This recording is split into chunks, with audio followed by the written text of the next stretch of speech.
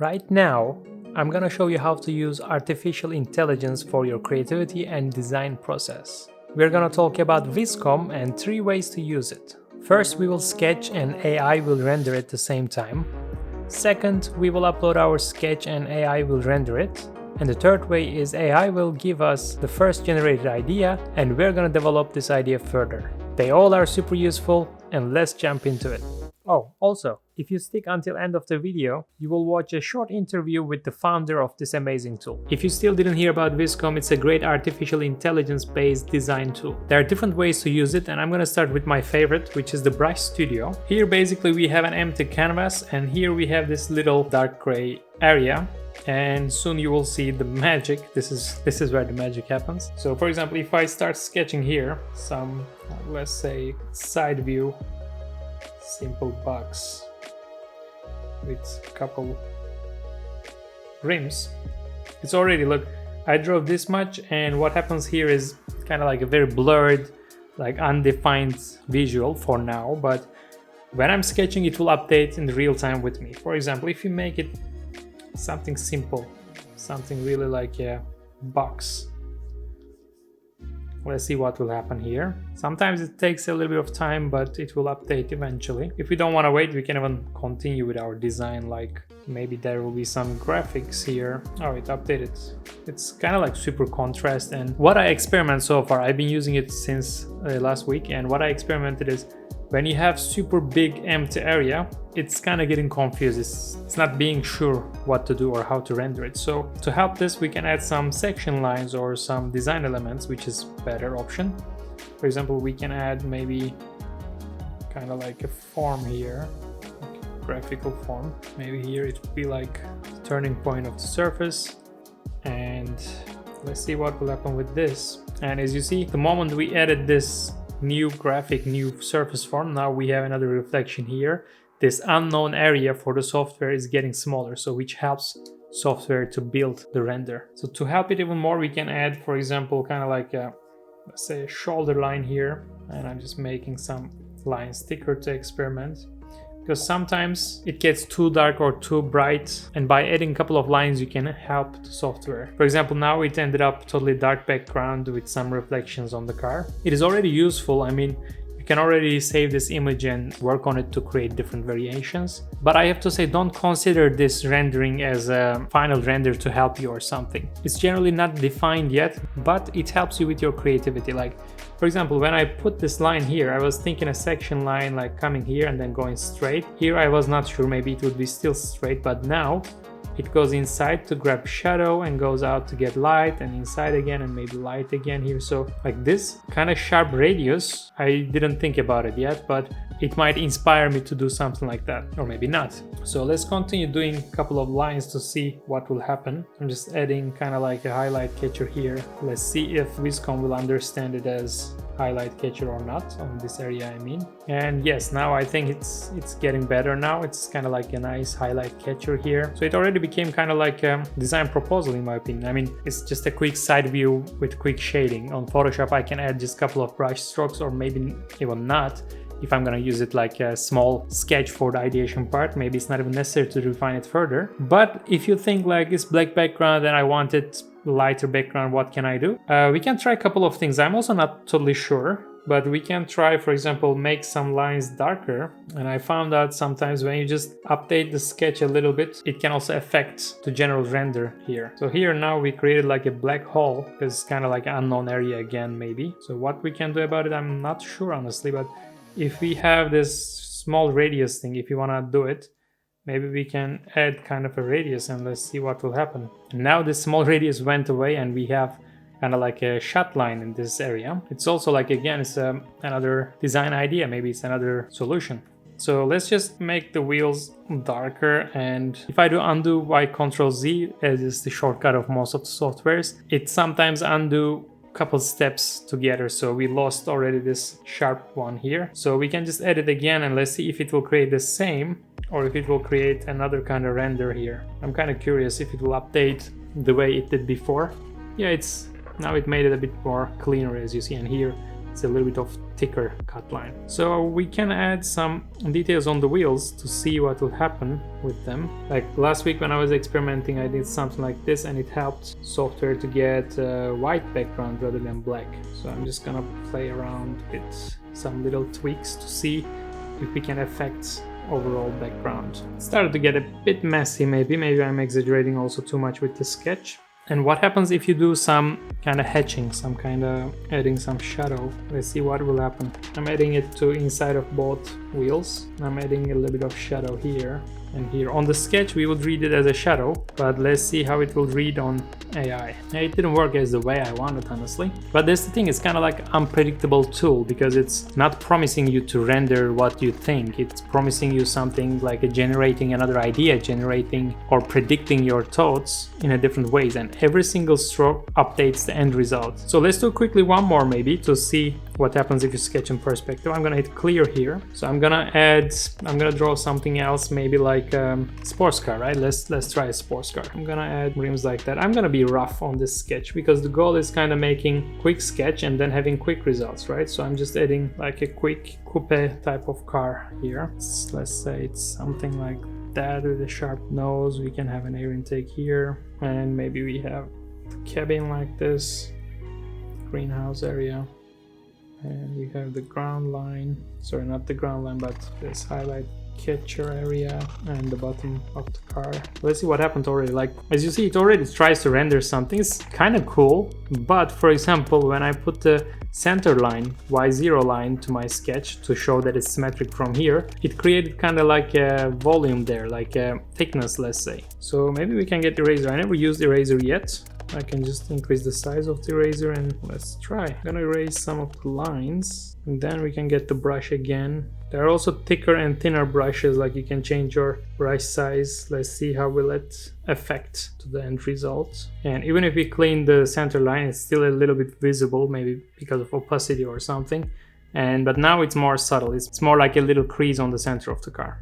It kind of looks not bad, honestly, this result. I can just take it to Photoshop and increase it. I can imagine adding some headlighters or something and adding some effects on Photoshop, and it might even work as a sketch at the end. And how long it takes, like look at this sketch, and it looks way better than at least my sketch here, that's for sure. Let's clear and let's give it one last go. Now I'm gonna do something like a rear view SUV, maybe something like this. Big wheels. By the way, my probably the favorite result is this rims. You sketch only like this 5 spokes and it generally ends up very cool, like different surfaces overlapping each other kind of result. I really like it. So we have the wheel houses here. Like also, I guess having that many strokes is not that helpful. Maybe having only couple continuous strokes is better for this type of, not this type of, for this Vizcom AI. I will not put the center line this time. I will go on like this. Maybe we have a bumper here, maybe a logo here. Let's see if we put the other wheels, what would happen. And let's give it a wall warrior light, huh? Something going up like this. And here we can have like a little spoiler.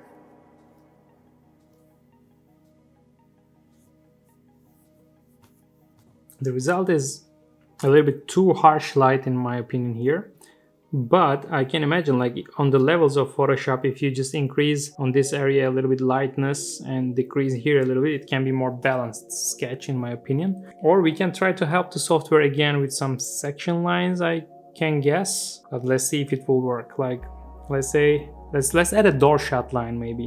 It will go like this, going outside, a little bit inside and outside here and flat here. And here the door shot line, let's say like this, and in the middle we have this. Let's see what will happen. Okay, I kind of missed what happened, but don't worry, because when we go to main page, homepage on this website, we will see our steps. It's also another cool trick. This door shot line is added kind of like, again, non-continuous surface type of thing. But I just want to fix this a little bit. If there is a way to decrease the contrast here, or if I have to do it on Photoshop. What happens if we add this floating mirrors, for example? Here I added this floating mirror, or like if we add this big SUV type of rim tire patterns, and even on the floor we can have some rocks and stuff, like an all-terrain kind of approach. I'm just curious what will happen. That's not the goal of this software, but Let's see what will happen. Now it's kind of getting interesting. Look what happened here. Because of with this section lines, it started to become like a hatching here. But also the background now is getting lighter, which is what we wanted. But here it got like a totally different approach now. Like before it was kind of flat, and our goal was having highlight here, like the section here, and then having the shadows. But now it seems like it's all shadow here and it's kind of going flat. So it changed totally our approach. And how can we fix it? Maybe we can add again like a little bit of section line here, or I can even try to add a little bit of shadow to see if it will help at all. Or we can also add this like a highlight area, and let's see what will happen. I'm so curious. All right, it's getting better. But when we have now this section as we want, again the background got darker and we have kind of like different levels of this squarish sections, let's say. But it's kind of cool. I think this sketch would work. We can add it on Photoshop and do something with it, I believe. I'm gonna add some flying things around to see how it will affect to the sketch, to the end result. Or we can add some details. We can even add some interior, maybe like one seat here, another seat there, here on the back. Let's say the glass area is until here, and we have some other seats, some pillars going on, some steering wheel. Let's see what happens. Okay, I can imagine this to be our seat, and yeah, honestly I kind of like this sketch. It's not a bad one for sure. And how can I save it? I guess I can just right click and save image as. All right, now I'm gonna go to main page. I will just sit back, and here what do we have is, as you see, it saved our steps. Like it started from here, we went step by step. This is the first sketch we did. That's the good thing also. Like when I say we missed here, for example, where was it? Yeah, here we had the change of this side graphical element, and we have both options here. Or this other sketch, for example, this, when it's not finished sketch yet, it can be still like I can use it as a base.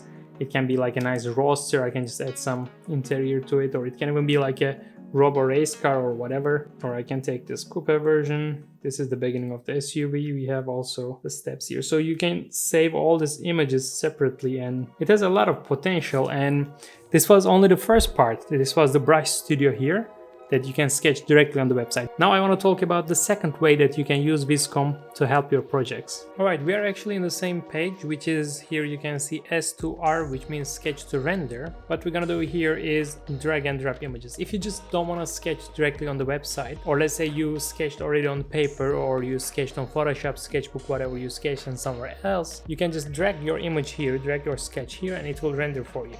Let's try that. I already created a couple of sketches to see. For example, the first one here is like a very quick, very basic, like a child drawn BMW. And let's see what happens when we hit the render. It takes a couple of seconds, and here is the result. It kind of covers how bad is the sketch, because when you put only the shadings and get rid of the sketching lines, it's kind of like a not that bad, honestly. I mean, compared to this sketch. Basically what we do here is the same with what we did on the Brush Studio. Like we are sketching and it renders at the same time. Here the difference is we already sketched and it just renders. So I'm gonna add different versions of the same sketch. For example, here I have a little bit of different. As you see, this is the first one, this is the second sketch, and if I hit the render, let's see how the result will be different. So this is the first sketch, this is the second sketch on the results. Here I see that I changed the rims, and it also kind of added this interesting 3D idea here. And then I wanted to add a little bit more detail to this BMW sketch. Let's say, because we don't sketch like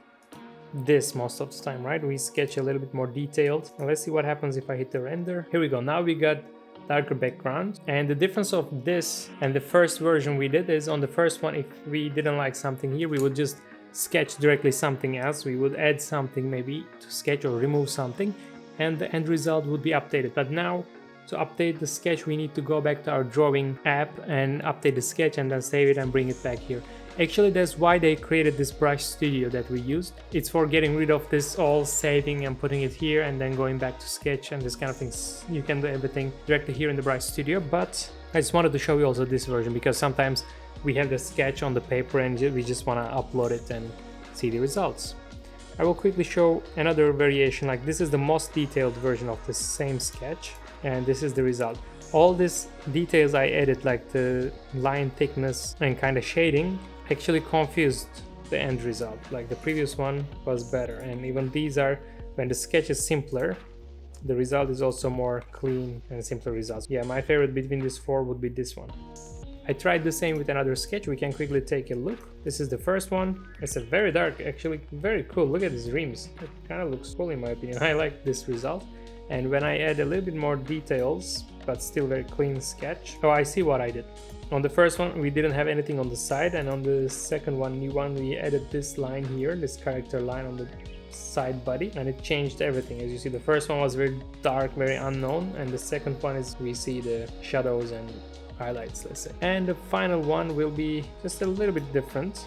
As you see, like this is current one, and the new one has a couple more strokes, and this is the result we have. So as you see, the same idea, same kind of design, let's say, but three very different results depending on the level of details on your sketch.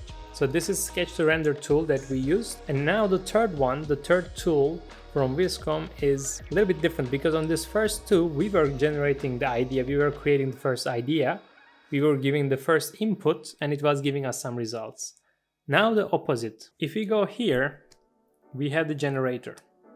And the generator basically generates different images from the database of the Vizcom. I don't know how many images or sketches they have, but they definitely have a big storage of images. And here, if you pick car design, there's also concept art, but I'm gonna pick car design and I'm gonna say generate. And in a couple seconds, it gives me different results here, different ideas, I can say. So the difference from the first two tools that we used, this one gives us the first idea. We can take it, put it in Photoshop, and we can develop this idea further. For example, I can see the difference between these two sketches because they're coming from the same database, but kind of different perspective, different proportions. Or here, something a little bit more distorted, let's say. If I go here, it's also kind of like melted. They don't want to give this final result, because if they generate the final sketch, you don't have anything to add from yourself. Here, when it's more chaotic, melted, it's kind of like an unknown image, you can just take it and create a different idea. You can just get inspired. Like when you feel stuck, sometimes most of designers feel stuck sometimes, right? And you feel like not creative, not productive, and you can just come here, you can just generate even just for fun. Like for example, you can see this image and you can create a sketch out of it. You can create a car or something like that. So what is this? It's kind of quite interesting stuff going on here, right? And you can just generate as many times as you want here. And I'm pretty sure you will get inspired and you will just want to grab one of these sketches and put some idea on top of it. I actually already did it myself. I was generating some images here, and then I picked one of these sketches. Like I saw this image, this was generated by Vizcom, and I was like, okay, it can be quite interesting, like one-person transportation. And I just put it in Photoshop and I just started painting over. And if I go a little bit further, here you can see I was just coming to a point, but I didn't like the end result. Was not going well, so I went back to Vizcom and I generated one more time, and look, this super cool thing appeared. And it's already like if you just stretch a little bit, it's already done, right? It's already like a very cool car design sketch. And I took it, I put it on Photoshop, I added some wheels, I changed the design a little bit,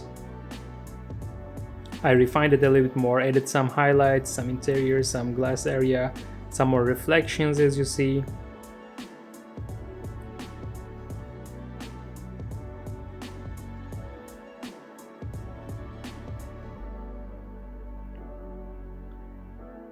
And step by step it just became a little bit different, but on the end result you can still see that it's where it's coming from.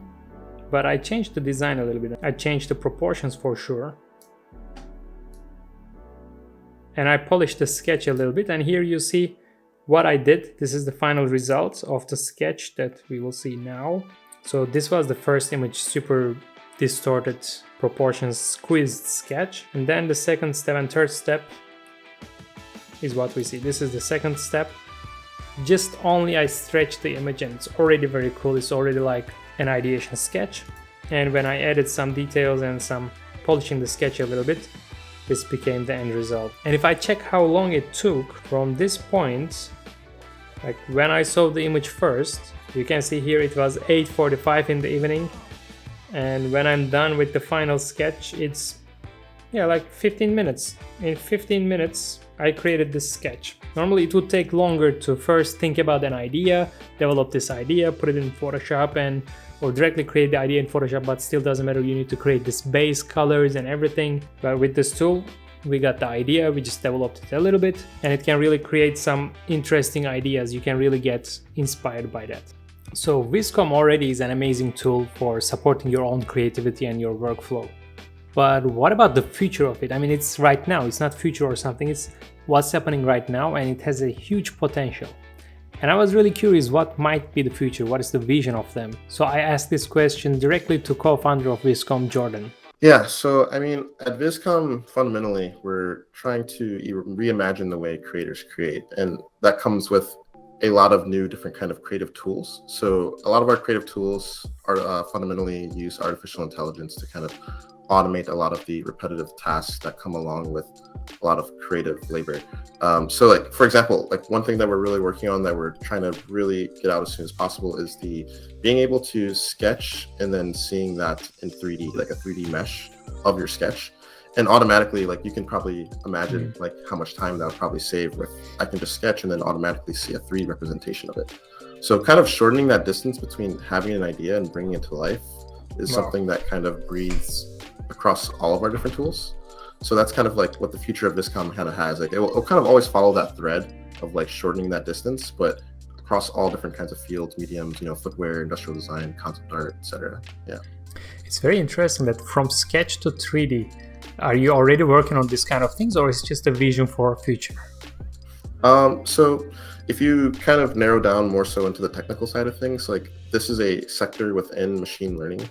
Like 3D object reconstruction, it's called, from a single image, is a field of study that a lot of like scientists and machine learning engineers are like working on in other contexts. For example, like full self-driving cars, they have to map out the world and then make it like a 3D representation of it for it to drive in. But we're going to try to apply that kind of thinking and technology to a more creative workflow, if that makes sense. Yeah. So it's like we're like experimenting and doing the R&D necessary for our context, but the methodologies of it aren't necessarily like new. It's out there. We're just working on it. Yeah, it would be nice to try this one as well when it's when it's ready. Yeah. I like it's very unreal to see some of the demos and stuff. Yeah, it's super cool. And another thing I want to ask you is, like, when we were talking before, you mentioned something like AI of each company database kind of thing. So right now, maybe it's better to first start very quickly to tell me about how Vizcom works, because I mentioned like you have a database and it generates ideas, etc. But if you give us like a little bit short brief about it, it would be great. Like as far as how it like works, how the AI thinks. Exactly, like Vizcom directly, like how it works. Does it have a database? How big is it? How many images? Oh, I see what you're saying. Yeah. Kind of things. Right. So basically, there's a neural network, like an artificial intelligence, like somewhere out there in the web on a server, and the user is able to talk to it and kind of interact with it. And it kind of tries to predict what it is you're trying to draw. Let's say, for example, in the context of Brush Studio, right? It's trying to, as you're drawing, it's trying to predict what those surfaces and what the highlights are. And the reason it's able to do this is because it's basically seen thousands of renderings, and it's able to study what makes a rendering. Whereas like when you're a designer, what makes a rendering in our head is a lot different than the way AI sees it. We kind of see it as like, rendering is like highlight on a surface and the sun, because the sun's coming from here, and then it creates this cast shadow. Whereas AI is just simply looking at it from like pixels and numbers. It's like, it has this many pixels, therefore that must be a highlight spot. So that's kind of how I guess the machine is perceiving what the human is telling it. But yeah, I don't know if that answers your question. But I made the question complicated later, but that's a great explanation for the first part. And the second part of my question is, like, right now it works itself. Vizcom is one platform, one tool. Let's say everyone goes there. But when we were talking, and I also heard from your podcast with Sam, that you mentioned something like every company can create their own database and create their own AI system. Can you tell me a little bit about this? Like, what would it be? Yeah, totally. So we're definitely, it's something we're working on, and working with companies is like kind of showing them their unrealized value that they have with all the sketches in their database that are just kind of like sitting there. And I feel like a lot of companies in the future are going to kind of invest in having their own in-house design AI that has a very clear representation of what they stand for, because it's seen every single sketch over the past, let's say, 100 years of, say, I don't know, random car company like Volvo or something, like they have all the sketches from 50 years, and then the AI can then generate and kind of collaborate with the team based on like the because it has such great understanding of like the design philosophy of that company from seeing every single design they've ever done. So stuff like that is kind of like how I'm envisioning that and how it's kind of in the works. I think it'd be really cool. A lot of cool stuff. Yeah, it's definitely amazing stuff, but probably many people will be also a little bit afraid about AI. And what do you think? Because of you, will people lose their job, or it will be just... No. I mean, no, that's a very common question. Like a lot of people kind of have this, like, especially in the, when you think in the creative field, you're like, wait, what? This is the last place I thought I would see AI. But these are just simply, they're called tools for a reason. Like these are things that are going to empower the creator versus like replace them. If anything, it kind of brings the barrier of entry down a lot more, because now a lot more people, before you had to go to school for 4 years to learn how to Vizcom and like render a car. Now it's like, okay, if the AI can just do that part, I can focus more on being creative and my ideas versus like this mundane task just to like get your idea across. Cool. I love this quote you shared on your Instagram, that AI is not a threat, it's a tool. I think it sums up very well. Yeah, I totally agree with that. Exactly. Yeah. So we live by that here. So at the end, it doesn't mean that we are done with all the other design tools, or we are done with designers and AI will take care of the rest. No. Important thing is how you will use it and how you will generate your ideas. Like we all use pen and pencil or Photoshop, Blender, or any other software. They are here to help us. And it's same with Vizcom, same with AI. It's just a tool to show our vision and communicate with others. See you in the next video.